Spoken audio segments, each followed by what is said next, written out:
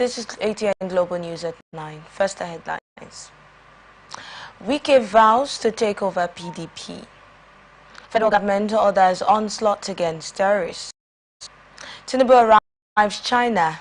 Federal government allocates $800 million for distribution fees.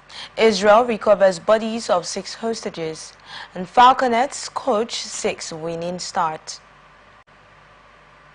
Adele takes break from music.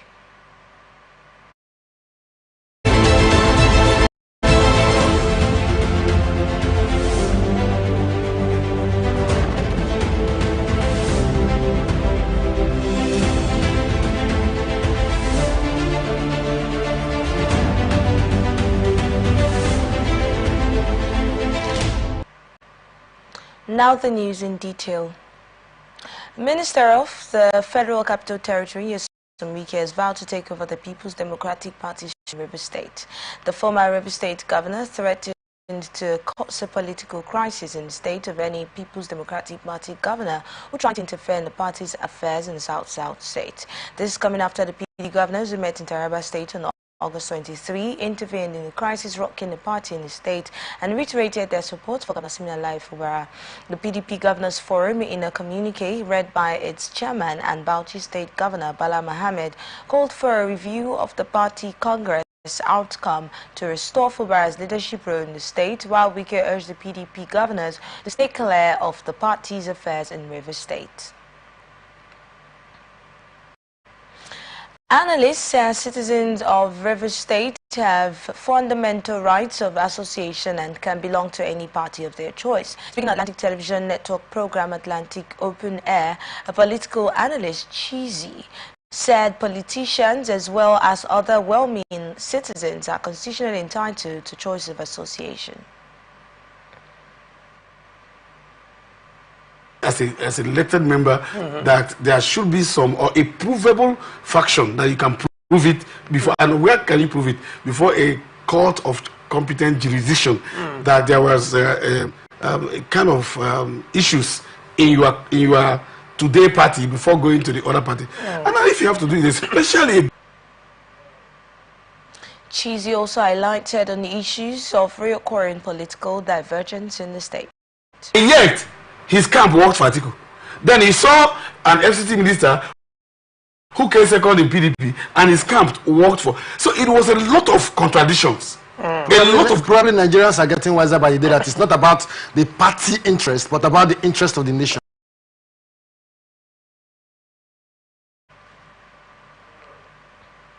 This is coming as Nyesom Wike, the Minister of the Federal Capital Territory, on Saturday led other delegates to participate in the River State People's Democratic Party Congress, while Governor Siminalayi Fubara, his deputy Ngozi Odu, and the members of the State Executive Council and 23 local government caretaker committee members and their loyalists of the governor boycotted the exercise.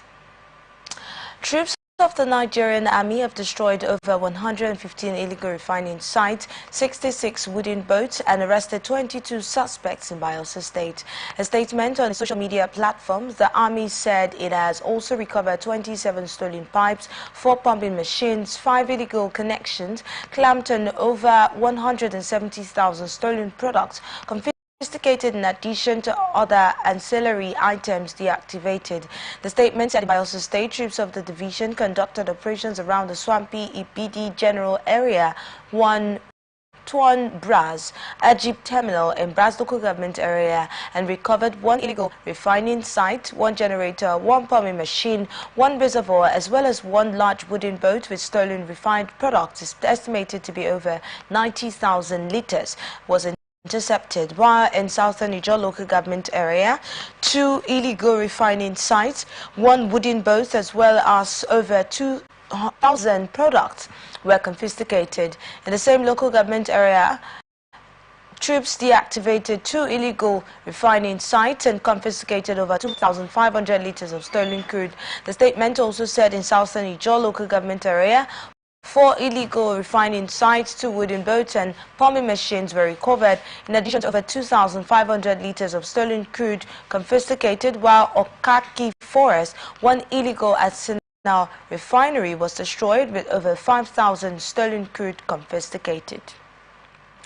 About 70 environmental sanitation defaulters have been arrested and charged at the Sanitation Court in Umuahia in Abia State during the August edition of the monthly environmental exercise.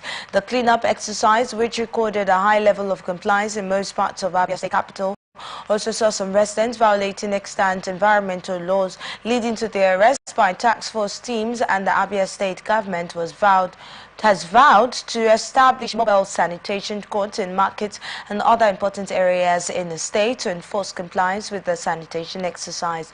Commissioner for Environment Philemon Ogbonna, who disclosed this during the environmental sanitation exercise, said he was responding to the complaints of the Ubiyoba market coordinator of the Abia State War Against Indiscipline.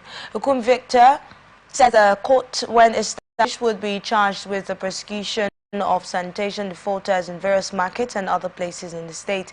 He expressed dismay that some youths were still seen in Umuahia streets playing football during environmental protection hours, and urged traders in states to clean up their areas, adding that the August edition of the environmental sanitation exercise recorded some improvement when compared with the previous ones. 2 children been confirmed dead in a lone accident involving Toyota Camry at Keretoru on the Lagos-Abeokuta Expressway. The spokesperson for the Federal Safety Corps in Ogun State, Florence Okpe, who confirmed the incident in a statement in Abeokuta, said the accident was caused by speeding and the car was overloaded with passengers. The FRSC spokesperson also said the injured victims were taken to the General Hospital while the corpses were deposited at the morgue, and advised motorists to adhere strictly to traffic rules and regulations. National Drug Law Enforcement Agency has declared former beauty queen Oluwadamilola Aderinoye wanted. The agency accused the ex-beauty queen, who was the Miss Commonwealth Nigeria Culture in 2015-2016, of hiding after she was declared wanted 8 months ago. A statement on Sunday by the agency's spokesperson, Femi Babafemi, said Aderinoye was declared wanted after she escaped when operatives raided her apartment in Lekki on January 24, 2024. And found 606 grams of Canadian loud, a synthetic strain of cannabis, an electronic weighing scale, large quantities of drugs packed in plastics, and her picture frame, amongst others, were recovered from her apartment. Ekiti State Governor Biodun Oyebanji has raised a 13-member negotiation committee preparatory to the commencement of payment of the new minimum wage in the state. The Special Advisor to the Governor on Media, Yinka Oyebode, who disclosed this in a statement at Ekiti on Sunday, said the first meeting of the committee slated for Wednesday, September 4, and recalled that President Bola Tinubu had in July signed the new minimum wage, stipulating 70,000 naira monthly to law.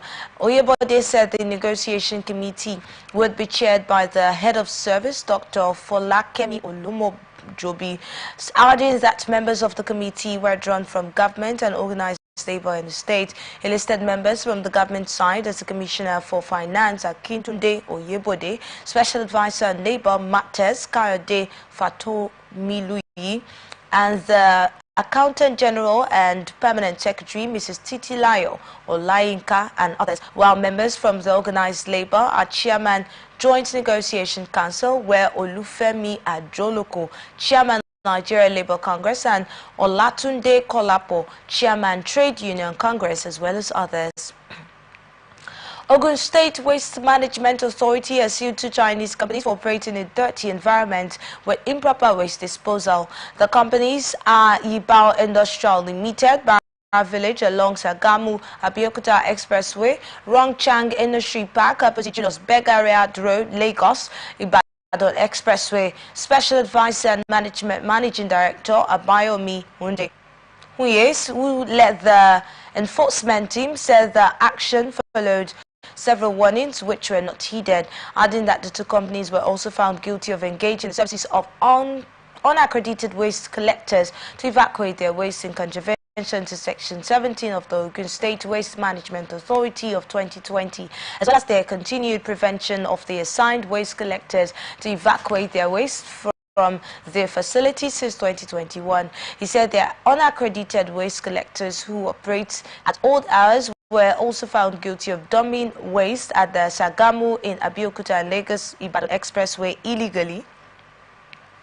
adding that the state government would not sit back and watch the firms destroy the state by engaging in conduct that is not tolerated in their home country.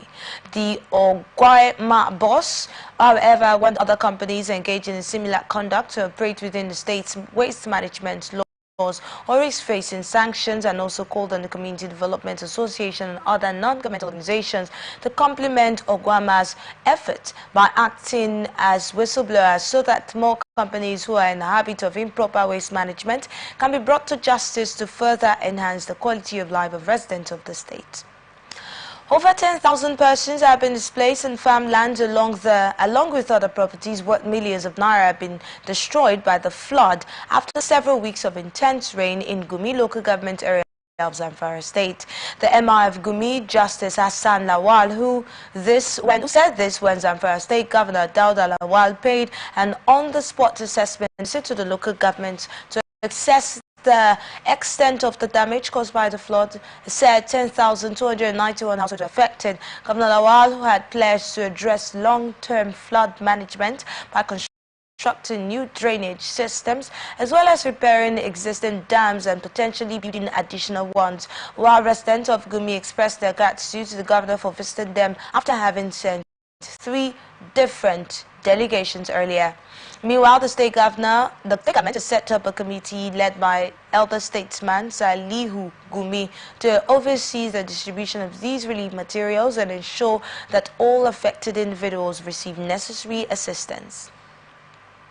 Katsina State Governor Malam Diko Rada, through his pet project Gwagware Foundation, has unveiled an education support program targeting 1,500 out-of-school children across the state. He disclosed this during the unveiling at the headquarters in Katsina, stressing that the administration is dedicated to addressing educational challenges by supporting vulnerable members of society, and emphasized the importance of philanthropy in societal development. On his part, the chairman of Gwagware Foundation, Yusuf Musawa, detailed the foundation's approach to humanitarian activities, adding that the foundation's efforts will go beyond education, which encompasses empowerment support for women and youth to establish various businesses. Also speaking, the state coordinator of the Adolescent Girls Initiative for Learning and Empowerment, Dr. Mustafa Shehu, discussed the program's performance, benefits and achievements after he donated 10,000 school bags containing uniforms, exercise books and abayas for girls. Earlier in his remarks, the executive chairman of the State Basic Education Board, superb Dr. Kabiru Magaji, lauded the Gwagware Foundation for supporting 1,500 out-of-school children, adding that he would encourage and retain the children to pursue their education. Veterinary officials of the Adamawa State government have started mass vaccination of cattle in several local government areas after a disease killed more than 1,000 cows in neighboring Taraba State. The mass vaccination in Adamawa State, which began at the weekend, targets local government areas sharing borders with Taraba State and Cameroon Republic after the disease named the septicemia killed more than 1,000 cows in Taraba. The Adamawa State Commissioner in charge of livestock and aquaculture, Tijani Maksha, who led the delegation to the Ministry of Officials and veterinary doctors for the flag-off of the vaccination exercise in Mayo Belwa local government area, said the dreaded cattle disease mostly affected cows in Sadauna local government area of Taraba State and further spread to some other local government areas in that state, which led to the cattle deaths. The director of the State Veterinary Services, Dr. Barthelemios Yalas, gave the names of the targeted local government areas for the first phase of the vaccination to include Numan, Demsa, Lamode, Tongo, Fufore, Maiha, Mubi North and Mubi South, and Mayo Belwa, where the exercise has now started, and the 9 local government areas to be reached were selected because of their proximity to both Taraba and the Cameroon Republic. People's Democratic Party in Bauchi State has elected new executive officers to oversee the party's affairs. The election held at the weekend saw pharmacist Samail Boga emerge as chairman and Falalu Atta as the deputy chairman respectively. The chairman of the electoral committee, Ambassador Omar El Gash, while declaring the results, said all the candidates returned unopposed and therefore declared elected. In his remarks, Governor Bala Mohammed, who was represented by his deputy Mohammed Awal Jatau, charged the newly elected officers to consolidate and build on success stories of their predecessors to ensure the PDP maintain its position as the ruling party in the state come 2027. In a acceptance speech, the newly elected chairman Bulgar said their emergence as PDP leaders was a victory for every party member in the state and pledged to maintain an open policy, adding that everyone willing to contribute positively to the party's progress in the state will be included and encouraged to participate. Over 4,167 houses and farmlands have been destroyed by floods in Gombe and Yobe State.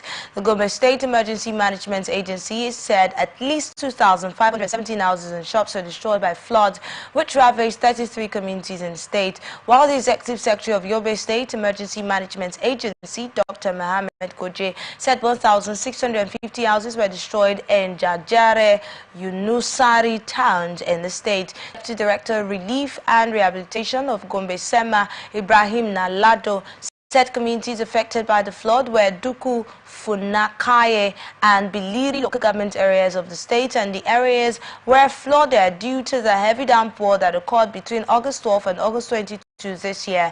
Nalado also said that the flooding and windstorm affected mostly houses and a few farmlands and communities, and there were no loss of lives, but 2 children were injured in Duku, including 7 animals that were washed away. Meanwhile, the Taraba State government has announced the establishment of flood control team across all the 168 wards of the state in a bid to tackle the impending effect of the flood at the Republic of Cameroon is set to release water from Labo Dam. Operatives attached to the State Police Command have killed one suspected armed robber during the shootout with armed robbers in Bokos local government area of the state. The force public relations officer, Olumuyiwa Adejobi, who disclosed this in a statement posted on the X.com on Sunday and signed by the Plateau State Police Command spokesperson Alfred Alabo, said the patrol operatives were on their way to Bokos local government when they ran into a roadblock set by suspected armed robbers. Additional also urged residents to remain vigilant and cooperate with law enforcement agencies as investigators are ongoing with plans to arrest the suspects who escaped. Federal government has directed the Minister of State for Defense, Bello Matawale, and other military chiefs to move to Sokoto State to rid the northwest of menace of banditry, kidnapping, and terrorism. The Director of Information and Public Relations Ministry of Defense, Henshaw Ogubike, who disclosed this in a statement, said the directive is part of an intensified effort to rid the northwest of the menace of banditry, kidnapping, and tourism. This is coming after the federal government expressed sadness over the activities of terrorists and bandits in the state and its environs, stressing that the strategic move underscores the unwavering commitment of the government to restore peace and security in the region. According to the statement, while in the northwest, they would supervise operations and ensure that the Bello Turji and his bandits gangs were flushed out. The government said that there was urgent need to move against the terrorists to enable people move freely, and also assure the people of Sokoto, Katsina, Zamfara, and Kebbi states and the entire northwest region that the security forces would leave no stone unturned in flushing out the bandits. You're watching the Global News on Atlantic Television Network. We'll be right back after this break. Please stay right here with us.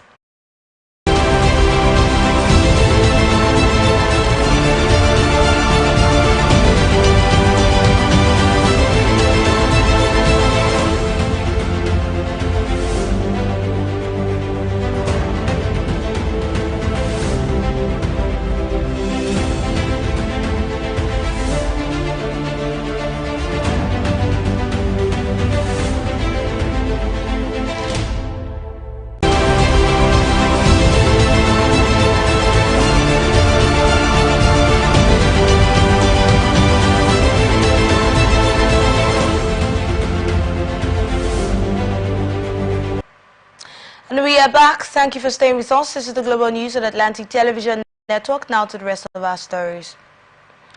President Bola Ahmed Tinubu has arrived Beijing, China for official visit. He will also be attending the Ninth Forum on China-African Cooperation Summit themed Joining Hands to Advance Modernization and Build High-Level China-Africa Community with Shared Future. Tinubu's special assistant on social media, Dada Olusegun, who disclosed this on a post on X.com on Sunday, said the President Tinubu will meet with President Xi Jinping and will hold meetings with Chinese business leaders on the sidelines of the Forum on China-Africa Cooperation. The President was received by Minister of Works David Umahi, the Minister of Finance and Coordinating Minister of the Economy Wale Edun, Kaduna State Governor Obasani, and Lagos State Governor Babajide Sanwo-Olu, amongst other Nigeria and Chinese government officials. Tinubu's itinerary is set to include visits to prominent Chinese firms such as Huawei Technologies and the China Railway and Construction Corporation to accelerate the completion of the Ibadan-Abuja segment of the Lagos-Kano Rail project. Tinubu will also meet with CEOs of top 10 Chinese corporations which manage over $3 trillion in assets across sectors such as ICT, oil and gas, aluminium production, seaport development, finance and satellite technology. Socio-Economic Rights and Accountability Project has filed a lawsuit against the Senate President Godswill Akpabio and the Speaker of the House of Representatives Tajuddin Abbas over their failure to end the fixing of the National Assembly's allowances as well as the failure to account for the monthly running costs paid to the members. In the suit at the Federal High Court, Abuja, Akpabio and Abbas were sued separately and on behalf of all members of the National Assembly. StarTimes in the suit filed on behalf of its lawyers is seeking an order of mandamus to direct and compel Akpabio and Abbas to end apparently unlawful practice of the National Assembly, fixing its remuneration and allowances termed at running cost, and called on the disclosure of the exact amount of the monthly running cost being paid to and received by the lawmakers and spending details of any of such running costs. SAP argues that the provisions of the paragraph N, section 3 subsection D of the third schedule of the Nigerian Constitution 1999 as amended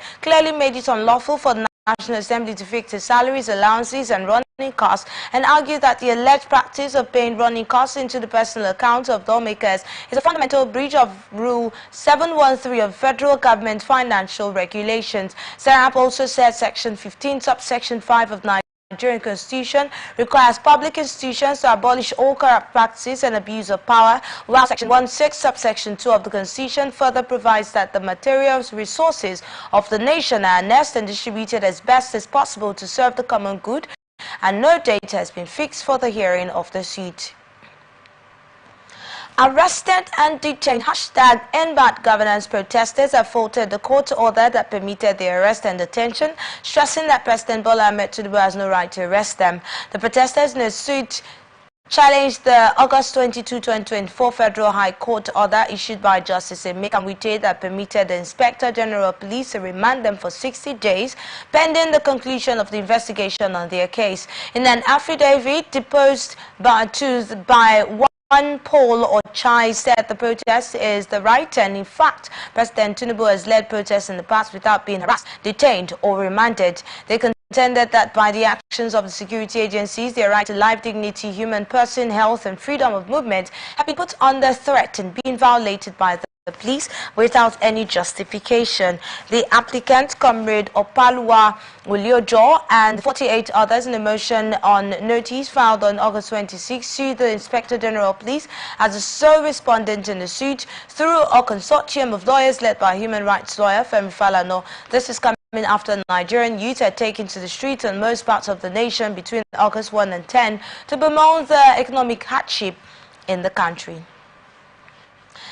The Department of State Services have arrested 2 Abuja-based businessmen allegedly involved in swindling major federal government contractors, an act of terrorism. The suspected fraudsters and terrorism sponsors are identified as Abubakar Shehu and Ibrahim Ishaku Mahuta are set to be in the custody of security agencies. In addition, there are 12 different bank accounts where all the alleged proceeds were deposited had been frozen on the other of the Federal High Court in Abuja, and a court document leading to the freezing of their accounts revealed that the first suspect, Abubakar Shehu, used his two companies, AA Gano Ventures and AA Zax Global Concept, to defraud several major contractors under various pretenses. DSS claims in the court document that his preliminary investigation revealed that Shehu is a member of a criminal syndicate defrauding federal government contractors who bid for a major federal contract, adding that he used his two companies, AA Gano Ventures and AA Zax Global Concept, in conspiracy with some top government officials in federal ministries, departments and agencies to fraudulently obtain funds from unsuspecting contractors. Additionally, the Secret Police alleged that fraudulently obtained funds were found in 5 different bank accounts domiciled in EcoBank PLC, First City Monument Bank, FCMB, Guarantee Trust Bank, GTB, and Sterling Bank PLC, and the DSS claims that the alleged fraudulent activities of the suspects, his two companies and their cohorts, constituted a threat to national security. Faction of the Pan-Yoruba social-political group Afenifere have called on President Bola Tinubu to save the country from imminent collapse. The group, which raised the concern after its regular quarterly meeting held at Isai-Obo, Ogun State, said Nigeria is on the verge of total collapse due to the policies undertaken by Tinubu-led administration since coming to power last year. In a communique jointly signed by Afenifere Deputy Leader Oladipo Olaitan and Deputy Secretary General Lade Rotimi John, the group said that the state of the nation has left the people perplexed, adding that this ugly trend and it's not arrested, the country may collapse. Afenifere also said that the majority of Nigerians are troubled by the pervasive hardship, crippling hunger, unremitting insecurity in the land, runaway inflation and massive unemployment, all of which have left the people worse off than they were at the beginning, and also frowned at what he called the reckless, obstinate and indifferent attitude of the government to the long-term effects of the lack of forethought or purpose regarding the handling of the public revenue.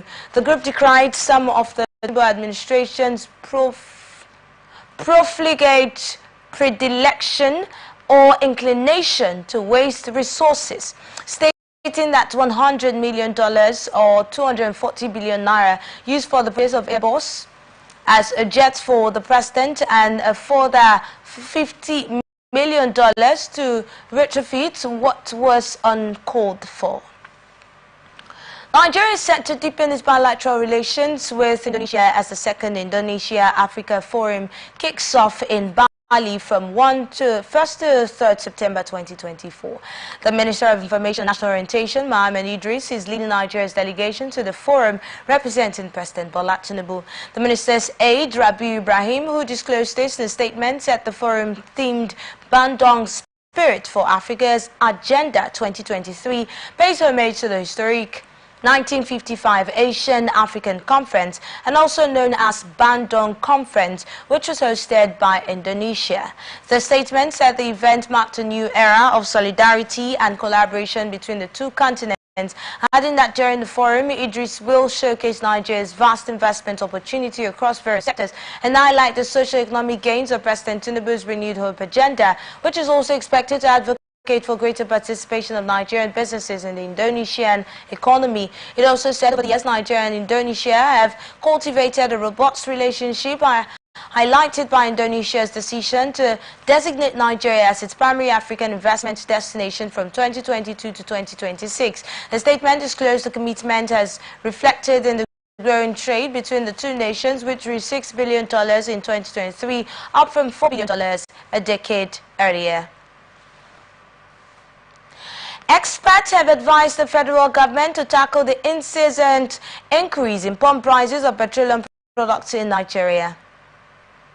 Speaking on Atlantic Television Network program Society Watch, a development expert, Mina Lawson, said the looming hike in the current prices of petroleum products across the country is alarming and should be given priority attention. PMS available because these other factors are reliant on the PMS because that controls the price of transportation. Okay, maybe. Lawson maintained that the essence of business is to make profit and return on investment amidst regulation. They sell, okay, so you cannot blame them.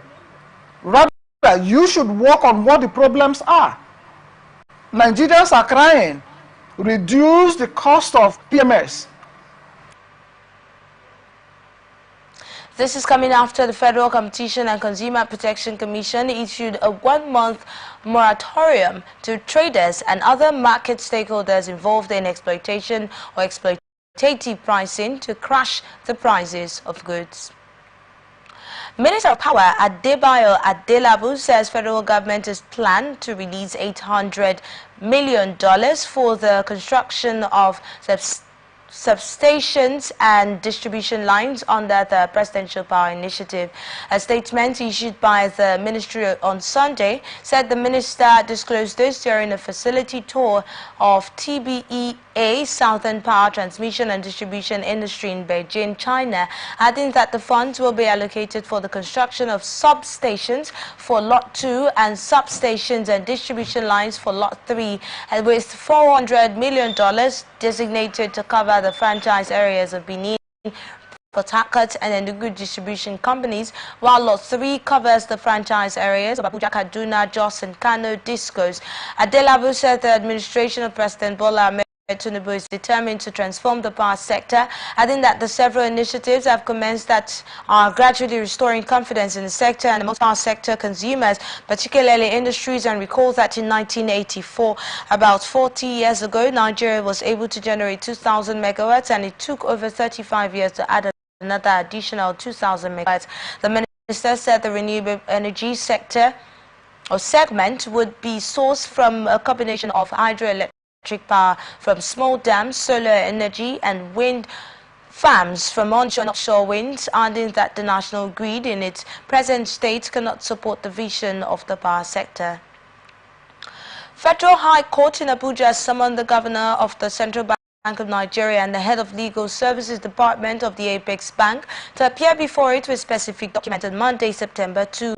The new date fixed for the continuation of the trial in the money laundering case brought against Binance Holdings Limited and its executives at the previous court sitting. The presiding judge or the presiding judge, Justice Emeka Nwite, had adjourned the matter to October 11, but the defense counsel at the Bristol court for a date change, which the court granted by bringing the trial forward a month earlier. Binance USA head of financial crime compliance, Jan Gambayan, and the Exchange British Kenyan Regional Manager for Africa, Nadim Anjawala, are facing money laundering charges to the tune of $35 million brought against them by the Economic and Financial Crimes Commission, while Gambayan and Anjawala were initially detained in the custody of the Office of the National Security Advisor. Anjawala, however, fled lawful custody on March 22, 2024, while his counterpart, Gambayan, was moved from on-site custody to EFCC custody and afterwards to Kuje Correctional Facility, where he is currently detained. In the document tied to Sopwena Duces Tekum, between the Federal Republic of Nigeria versus Binance Holding Limited and Tigran Gambayan, the court asked the Apex Bank's heads to appear before it or delegate someone to do so. Nigerian Aviation Handling Company PLC have rewarded a staff member of the company, Awal Dankode, who found and returned $10,000 while cleaning an aircraft in Kano State. A statement said the Kanu-born Dankode was hosted at the company's headquarters at the Murtala Mohammed International Airport in Lagos for transparency, honesty and integrity.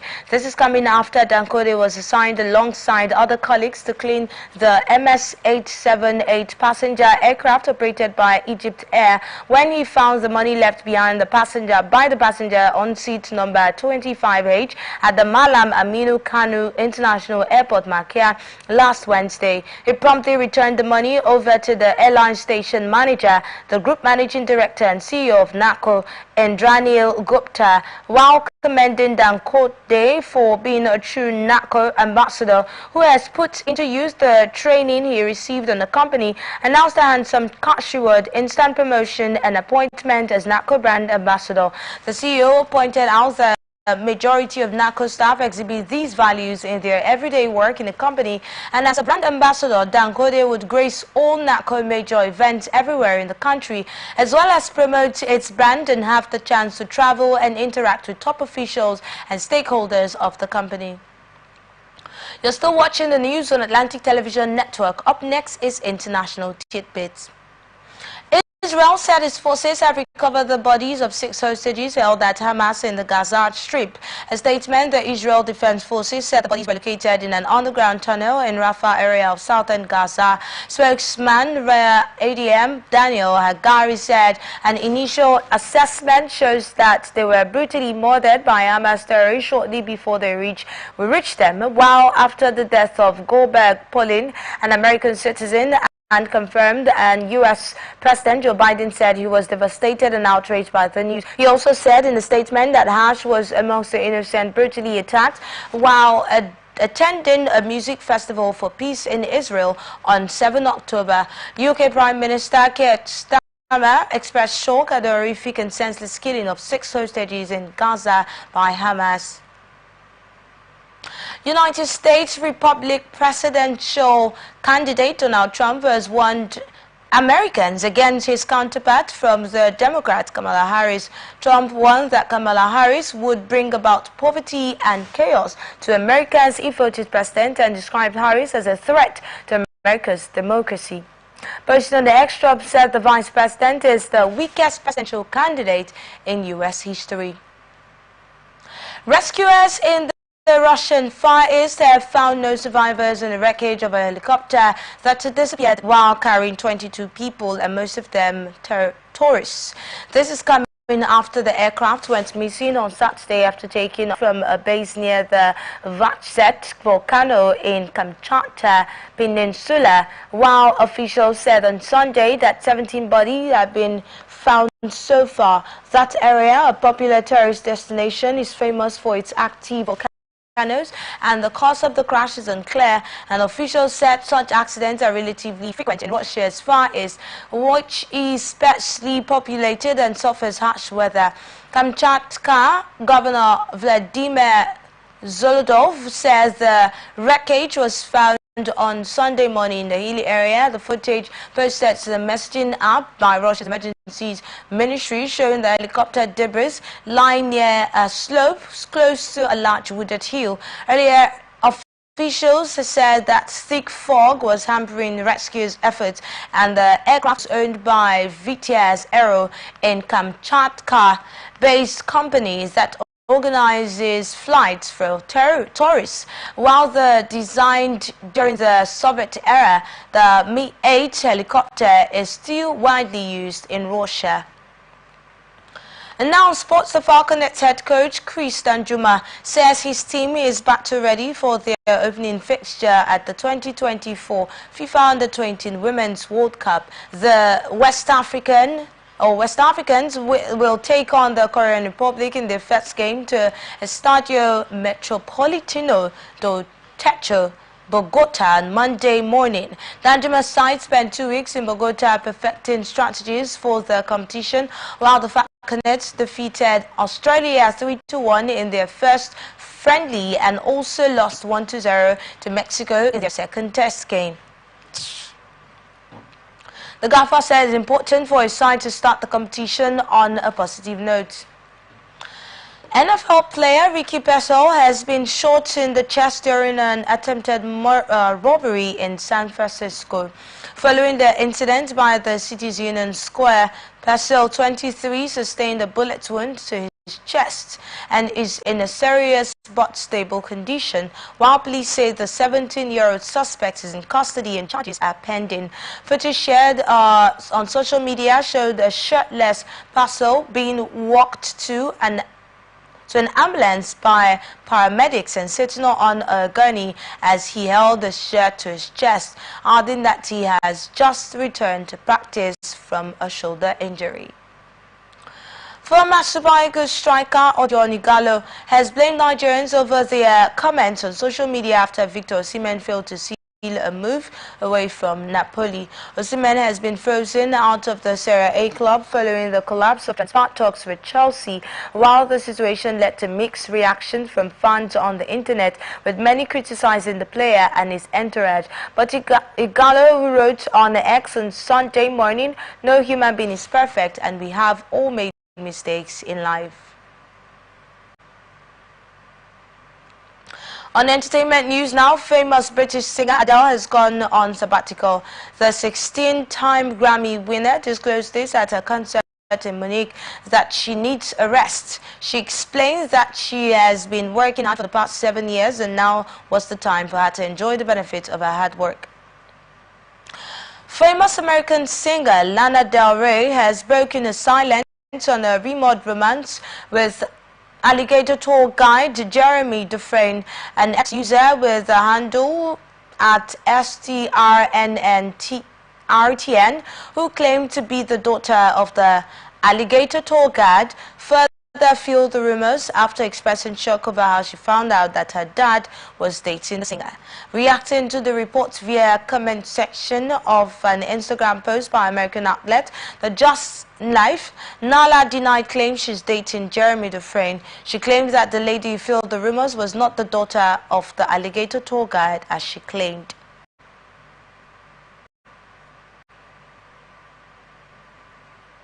And that's Global News for tonight. Thank you for being a part of it. Before we go, another look at the major stories.